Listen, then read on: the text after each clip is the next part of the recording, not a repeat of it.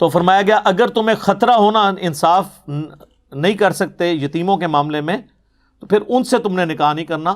فانکحوا، پس نکاح کرو، ان یتیم عورتوں کو چھوڑ دو، ان کے سوا اور عورتوں سے نکاح کرو.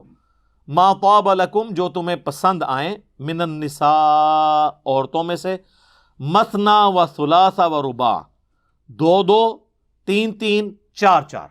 یہ عربی میں بولنے کا یعنی ایک محاورتاً یوں بات بولی جاتی ہے. اب بعض لوگوں نے یہ دو دو کو جمع کر کے چار کیا، تین تین کو جمع کر کے چھ کیا، 10 ہو گئی، اور چار چار کو جمع کر کے 8 کیا، اور کہتے ہیں 18 بھی ہو سکتی ہیں. یہ نہیں، یہ عربی لنگوسٹک ہے. تو یہ جو ڈبل بولا گیا نا، اس کا مطلب ورنہ تو اللہ نے 18 ڈائریکٹ ہی کہہ دینا تھا. تو اللہ تو ہمارا دو دو کر لو، چلو تین تین کر لو. اب اس کا تین تین اگر میں کسی کو یار چلو یار دو دو ہی لے لو تسی، اگر میں کہوں یار کھجوریں بانٹ رہے ہیں ایک ایک، اور میں کہوں یار چلو دو دو لے لو، تو اس کا یہ مطلب ہوگا کہ ہر بندے کو 4 4 دینی ہے. نہیں، مراد یہ ہے کہ چونکہ جمع پہ بات ہو رہی ہے کہ دو دو ساروں کو دیجیے. یا میں کہوں یار چلو تین تین لے لو، تین تین لے کا مطلب یہ ہے کہ 6 6 لے لو، نہیں، سب کو تین تین دے دو. تو یہ وہ محاورتاً بات ہو رہی ہے. تو یتیم عورتوں کو چھوڑ کے تم کسی بھی عورت سے جو تمہاری محرم نہ ہو نکاح کر سکتے ہو. 2 3 اور 4 یہ حد لگا دی. لیکن ساتھ ہی کہا فَإِنْ خِفْتُمْ، لیکن اگر تمہیں یہ خوف ہو اللہ تعدلوا کہ تم ان میں انصاف نہیں کر سکتے، فَوَاحِدَةً، تو ایک ہی عورت پر اکتفا کرو، ایک ہی بیوی ہونی چاہیے اگر آپ کو یہ ڈر ہو جائے کہ آپ ان میں انصاف نہیں کر سکتے. ہاں انصاف کر سکو پھر 4 تک کی اجازت ہے، اور یہ 4 ایک وقت میں ہے. اگر کوئی فوت ہو گئی یا طلاق دے دی پھر ایک اور کر لی تو وہ 5ویں نہیں شمار ہوگی، وہ 4تھی ہوگی. ایک وقت میں 4 کر سکتے ہو بشرطے کہ ان کے ساتھ انصاف کر سکو. اس کانٹیکسٹ میں کئی احادیث موجود ہیں، ابو داؤد کے اندر، ترمذی میں، مسند احمد میں. کئی مسلمان ہوئے جن کی 4 سے زیادہ شادیاں تھیں، تو نبی علیہ السلام نے پھر انہیں کہا کہ 4 رکھو، باقیوں کو طلاق دے دو، اپنا بیچ میں سے چوز کر لو کون سی 4 رکھنی ہے. 4 سے زیادہ نہیں تم رکھ سکتے ایک وقت کے اندر. تو ایک اگر انصاف کرنے میں تمہیں خطرہ ہے کہ نہیں کر سکو گے، ایک پر اکتفا کرو. تو اس سے اسلام کے ایک مزاج کا پتہ چلا کہ اسلام کہتا ہے کہ انصاف کی پرائورٹی ہے، انصاف کر سکو تو ایک سے زیادہ کرنی ہے. ورنہ انڈیا پاکستان میں تو جس نے ایک سے زیادہ کی ہے نا، خود بھی ذلیل ہوا ہے اور پورے معاشرے کو بھی اس نے ذلیل کرایا ہے، الا ماشاء اللہ، کیونکہ انصاف نہیں ہوتا. اچھا یہ انصاف صرف ہے نانو نفقے میں، دلی رجحان میں انصاف نہیں، وہ تو ممکن ہی نہیں ہے کیونکہ دل پہ تو انسان کا کنٹرول نہیں. لیکن جتنے ظاہری معاملات ہیں، ایک کو جتنا ٹائم دینا ہے دوسری کو بھی اتنا ہی دینا ہے، ایک کو جتنا خرچہ لگایا ہے دوسری کا بھی اتنا لگانا ہے. جو چیز کوانٹیفائی ہو سکتی ہے نا وہ ساری چیزوں میں برابر رکھنا ہے اسے.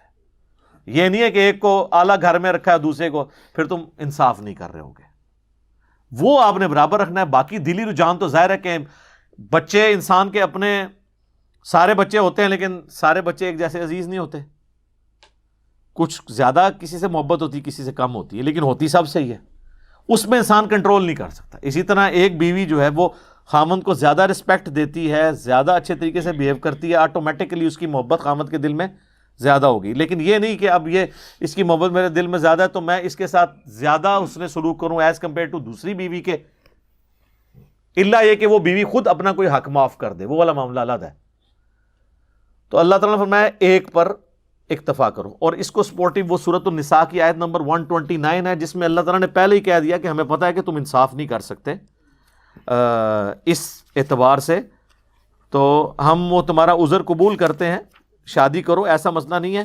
لیکن ایکسٹریم رویہ نہ اختیار کرو کہ ایک کے ساتھ ہو کے رہ جاؤ اور باقیوں کو تم چھوڑ دو. وہ اللہ تعالیٰ نے سورہ نساء کی ہی آیت نمبر 129 میں بینیفٹ آف ڈاؤٹ دے دیا ہے. وَلَن تَسْتَطِيعُوا أَن تَعْدِلُوا بَيْنَ النِّسَاءِ وَلَوْ حَرَصْتُمْ، تم کتنی بھی کوشش کر لو ہرگز اپنی بیویوں میں انصاف نہیں کر سکو گے. یہ تو اللہ نے خود ہی مان لیا. تو اس کا مطلب ہے اللہ تعالیٰ ہمیں چھوٹ دے رہا ہے. فَلَا تَمِيلُوا، بس ایک چیز کا خیال رکھو، فَلَا تَمِيلُوا كُلَّ الْمَيْلِ، فَتَذَرُوهَا كَالْمُعَلَّقَةِ، ایسا نہ کرنا کہ کسی ایک کی طرف ہی بہت جھک جاؤ اور دوسری جو ہے وہ سسپینڈڈ پوزیشن میں لٹکی رہے، نہ وہ شور والی ہے نہ بغیر شور والی ہے، ایک ہی کے پاس رہتے ہو دوسری کو سال ہزار پوچھتے ہی نہیں ہو، ایسے نہ ہو۔ تو اللہ تعالیٰ نے فرمایا کہ یہ ہمیں پتہ ہے کہ اس طرح کا انصاف نہیں ہو سکتا دلی محبت کا، لیکن جو دنیاوی طور پہ جتنی فیسلٹیز ہیں اس میں آپ نے انصاف کرنا ہے۔ او ما ملکت ایمانکم، یا پھر تمہارے ہاتھ کا مال جو کنیزیں ہیں۔ اب یہ آبسلیٹ ہو چکا ہے سلسلہ، اس زمانے میں تھی کہ جنگوں میں جو عورتیں غیر مسلم مردوں کی مسلمانوں کے ہاتھ لگتی تھیں، اور ان غیر مسلم مردوں کی عورتیں جو عورتیں جنگ کرنے کے لیے میدان جنگ میں آئی ہوتی تھی۔ یہ نہیں ہے کہ کوئی ملک فتح کیا تو ان کی ساری عورتیں مسلمان لونڈیاں بنا لیتے تھے، نہیں، صرف وہ عورتیں جو جنگ لڑنے کے لیے آئی ہوتی تھیں ان کو لونڈیاں بنایا جاتا تھا۔ باقی جو اپنے علاقوں میں تھے جنگ نہیں لڑتے تھے، عام عوام الناس ان پہ نہیں ہوتا تھا ایسا سلسلہ۔ تو اب ان کا دو ہی حال تھے، ایک تو یہ کہ ان کو واپس بھیج دیا جائے کافروں کے پاس، وہاں جائیں گی تو وہ پھر دشمنی اتارنے کے لیے آ جائیں گی، اور دوسرا یہ کہ وہ مسلمان مردوں کو ڈپینڈنگ اپان جس کی جتنی پرفارمنس ہے جہاد اور قتال میں وہ امیر المومنین ان کو تقسیم کریں۔ خیر اب یہ سلسلہ ایبسلیٹ ہو چکا ہے، اسلام نے اتنا پروموٹ کیا غلاموں کو آزاد کرنے کے فضائل اور لونڈیوں کو آزاد کرنے کے اور خود نکاح کرنے کے۔ خود جو سیدہ صفیہ تھیں یہودیہ تھیں، اور یہ بھی لونڈی بن کے نبی علیہ السلام کے پاس آئی تھی، صحیح بخاری میں آتا ہے۔ تو نبی علیہ السلام نے ان کو آزاد کر کے ان سے نکاح کیا، اور آزاد کرنے کی جو قیمت تھی وہ ان کا حق مہر قرار پایا، اور وہ ام المومنین بن گئی۔ تو نبی علیہ السلام نے اپنے عمل سے یہ اس چیز کی ترویج کی ہے۔ تو آج یعنی یہ آبسلیٹ ہو چکا ہوا ہے، یہ مطلب بعض لوگ سمجھتے ہیں کہ یہ جو گھروں میں کام کرنے والی ہیں یا آپ جا کے کی علاقہ غیر سے عورت خرید کے لے آئیں تو وہ لونڈی بن جائے گی، اس طرح نہیں ہوتا، وہ لونڈیاں نہیں ہوں گی۔ اگر کوئی اس طریقے سے عورت لے کے آتا ہے تو نکاح ہی کرنا ہوگا، لونڈیوں والا معاملہ ان کے ساتھ نہیں ہوگا۔ ذالک ادنیٰ اللہ تعولوا، یہ زیادہ قریب اس کے ہے کہ تم ایک ہی طرف جھک نہ جاؤ۔ یہ نہ وہی والی بات کہ بھئی ایک طرف جھک جانے سے بہتر یہ ہے تم 2 3 یا 4 شادیاں کرنے کی بجائے ایک ہی بیوی کرو تاکہ یہ خطرہ ٹل جائے۔ اور میں تو پرسنلی کہتا ہوں کہ جو لوگ فائنینشلی سپورٹ کر سکتے ہیں انہیں ایک سے زیادہ شادیاں کرنی چاہیے، اگر ان کی ایک نبھ جائے۔ یہ نہ ہو کہ دوسری کریں تو پہلی بھی ختم ہو جائے، پھر ایک ہی رہ جائے گی، تو بہتر ہے پھر ایک ہی رکھیں، جس طرح ہمارے معاشرے میں آپ کو پتہ ہے اسی طرح صورتحال ہے۔ لیکن جو لوگ اب ظاہر ہے کہ کسی بڑی کاز کے لیے کام کرنے والے لوگ ہیں، ان کے لیے تو یہ پاسبل نہیں ہے کہ وہ نئے نئے بکھیڑے کھول کے بیٹھ جائیں، اور پھر ان کو مثالیں دینا نبی علیہ السلام کی زیادہ ازواج کی، تو وہ عرب کے کلچر میں وہ چیزیں ہضم ہو جاتی تھیں۔ ہمارے اس کلچر کے اندر تو ایک بندہ جو دیندار آدمی ہے، دین کا کام کرنے والا ہے، وہ اگر 2 یا 3 کر کے بیٹھ جائے تو وہ تو پیٹ سے آپ ہی گھر پڑا رہے گا، اس نے کام خاک کرنا ہے۔ تو یہ ہر بندے نے اپنے حالات و واقعات خود دیکھنے ہیں اس کے اعتبار سے۔ باقی ہم اس ایکسٹریم پہ نہیں ہیں جو یہ سمجھتے ہیں کہ یہ ظلم ہے کہ ایک سے زیادہ بیویاں کی جائیں، تو یہ تو اللہ تعالیٰ نے آنر دیا عورت کو، اور دنیا کی اسٹیٹسٹکس ہمیں یہی بتاتی ہے کہ عورتوں کی تعداد دنیا میں زیادہ ہوتی ہے ایز کمپیئر ٹو مردوں کے۔ اس میں کئی ایک سائنٹیفک ریزن بھی ہیں، اور کئی ایک سوشل ایشوز کی وجہ سے ایسا ہو جاتا ہے۔ سائنٹیفک ریزن یہ ہے کہ جو عموماً دنیا میں مرد و عورت برابر تعداد میں پیدا ہوتے ہیں، لیکن جو بیبی گرل ہوتی ہے نا، جراثیم کے اگینسٹ اس کی ریزسٹنس زیادہ ہوتی ہے as compare to baby boy کے، وہ سروائیو زیادہ کرتی ہے۔ اور مجھے تو یہ حکمت نظر آتی ہے جو صحیح بخاری میں ہے اور ترمذی میں ڈیٹیل کے ساتھ ہے کہ جو عقیقہ آپ نے لڑکے کی طرف سے 2 کرنے ہیں اور لڑکی کی طرف سے 1، اور اس میں الفاظ ہیں بچے کی جان گروی ہوتی ہے اس کے عوض۔ لڑکے کی طرف سے 2 اس لیے ہو رہے ہیں کہ اس میں بیماری کے زیادہ چانس ہیں آنے کے، لڑکی کی طرف سے 1 ہے۔ پھر جنگوں کے اندر، ایکسیڈنٹس کے اندر، پبلک گیدرنگز کے اندر عورتیں تو بہت تھوڑی مرتی ہیں، تو مرد ہی باہر نکلتے ہیں وہ مرتے ہیں۔ اسی وجہ سے آپ دیکھیں دنیا میں اکثر ممالک کے اندر عورتوں کی تعداد مردوں سے زیادہ ہے۔ پاکستان میں بھی عورتوں کی تعداد زیادہ ہو چکی ہوئی ہے، صرف ایک ملک ہے انڈیا، اور وہ اس لیے کہ آج سے میں آپ کو 20 سال پہلے کے فگر بتا رہا ہوں کہ روزانہ 3000 بچیاں وہ پریگنینسی میں ضائع کر دیتے تھے، آئیڈینٹیفائی ہونے کے بعد کہ یہ بیبی گرل ہے. 3000. ظاہر ہے جی، 1 ارب کے قریب تو آبادی اس وقت بھی تھی، اب تو بڑھ چکی ہے ان کی، تو 3000 تو اس میں کچھ بھی نہیں ہے.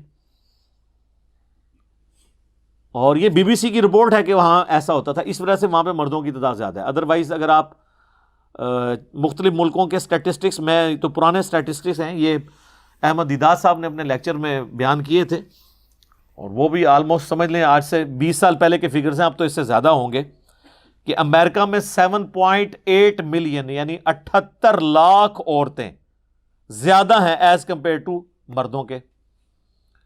انگلینڈ میں 40 لاکھ، جرمنی میں 50 لاکھ، رشیا میں 90 لاکھ، آلموسٹ 1 کروڑ عورتیں زیادہ ہیں ایز کمپیئر ٹو مردوں کے.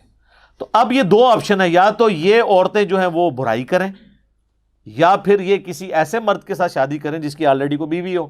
ویسے تو اب وہاں پہ خاندانی نظام ٹوٹ چکا ہے، تو ایک والا بھی معاملہ نہیں رہا، لیکن میں لاجیکلی بات کروں کہ اسلام چونکہ خاندانی زندگی میں بلیو رکھتا ہے سوشل ویلیوز کے اندر، تو اس لیے یہ آپشن چھوڑا ہے.